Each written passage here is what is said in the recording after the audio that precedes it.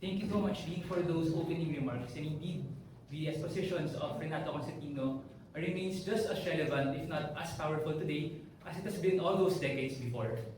We would also like to acknowledge Asia Europe Institute of the University of Malaya as one of our co-organizers for today's event. To our esteemed speakers, to those people who are with us today, we are honored to be joined by distinguished speakers who will offer their perspectives on Constantino's legacy and relevance in our present time. Our first speaker for today is a Harvard Rajawali Fellow and the esteemed Executive Director of Asia Europe Institute, University of Malaya, to discuss the context or the relevance of Renato Constantino and the enduring work of the Journal of Contemporary Asia with regard to the development and peace in Southeast Asia.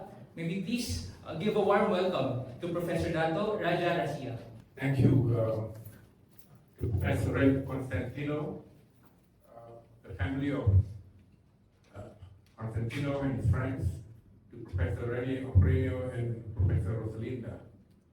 I'm grateful, really honored that I've been invited to speak here about someone I didn't know very much, but I met in 1986. But having been in touch with most of his work now, since I was wondering how to bring me on. My plan earlier was to put them together, Bruce McFarlane and Renato Constantino. Then I realized the extent to which he had distinguished himself, not just a journalist. Most of the time, journalists take a position, the way I've understood them. In here, I saw someone, because when I actually met him in 1986, two things he said in his opening speech. One of them was the election of Corazon Aquino. He says it has delayed Philippines 20 years, 2 decades of development, of progress. So I was surprised to see that, because just like the people on the road, I myself was also excited about it, of the change from Marcos. And then this is what Renato had to say. That's the first one. The second thing he told was, because for some reason my own paper was dealing with Marx's criticism of mercantile capitalism. In fact, it's captured by Frederick Engels very well. He referred to mercantile capitalists as barbarians. For them, plunder, pillage, and piracy was more honorable than productive work. Now, that's the sort of notion Renato advanced at that time, and he was concerned about whether the real elements to engender the conditions of accumulation would arise in the Philippines. The impressions then that was not going to be the case, which is why he says development in the Philippines has gone back 2 decades with the election. Now, I didn't take that very seriously. I myself never read Karl Marx, the original Karl Marx, because Marx books were banned in Malaysia. Bruce McFarlane told me to go and read them, which I read when I was a student at Cambridge. Both, particularly Volume 1 and Volume 2 excited me very much, not so much Volume 3. Then I could see that sort of linkage. So that's my first meeting with Renato Constantino. Then, of course, I met him again in Wollongong. Professor Renato was also there, both him and his wife. Now, it is only when I started to see how I could piece these things together, I began to appreciate, in fact, a lot what Renato has done. He was not just simply a journalist as such. He was grounded on significant theory. He was widely read. He's not just someone who wrote good English or just presented something society wanted to appreciate or to further one's goal. I didn't see it that way. His book, 1970, excited me a lot in my quest to read his own publications. I had read Edward Said's Orientalism, very famous book, 1978. I had read Said Hussein Alatas' 1977 book, Myth of the Lazy Native. In here, I saw a book that much earlier, but not only incisive in the way it articulated about nationalism, but nationalism grounded on concrete development. And I felt that was really an exciting thing, which is why I felt it's pointless just putting Renato along almost like a footnote in Bruce's volume. I really felt he needed a book.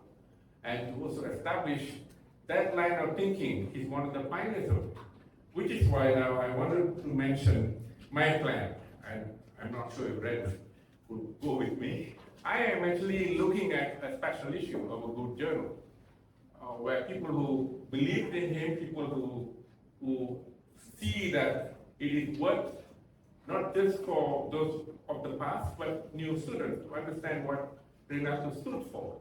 That should be an issue. So I think, I no longer think about Renato as being part of the Bruce volume.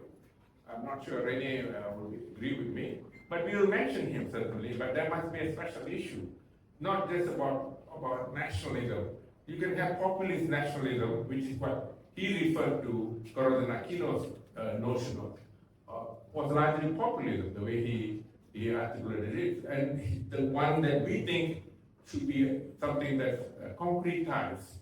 In many ways, I would like to also mention that Marx never spoke about, or never did work on having a Wenger to represent the working class in that way. There was an expansion by Lenin.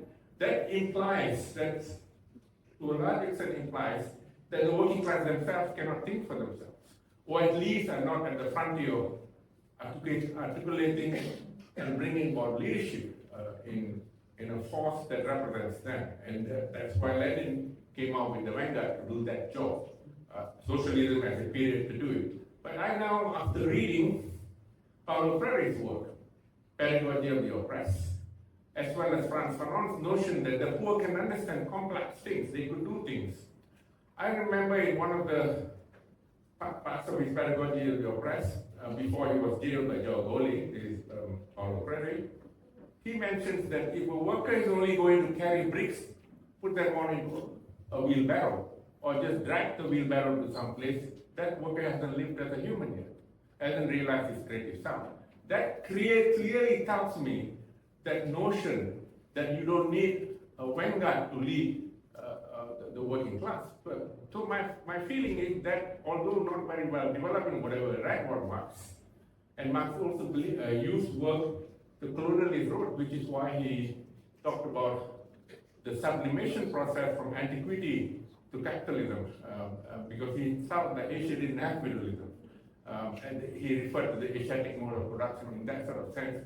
It's something which is transient, mercantile in some way. And mercantile capitalism was actually heavily condemned by Marx. And the way I understood Renato too, that's the same impressions I have in the way the oligarchies evolved, and the oligarchies that are now being supported by Trump.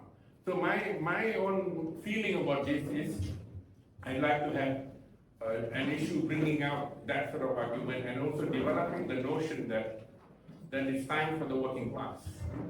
And the working class doesn't need a Wenger as such, something, and I must also say that I don't know how many of you read this book, The Disintegration of the Soviet Economic System. It was presented in '92 and the year I finished my PhD by Michael Ellman, jointly authored by Michael Ellman and Vladimir Kantorovich, where they actually mentioned Lenin actually recognized the failure of his attempt to bring about change in Russia.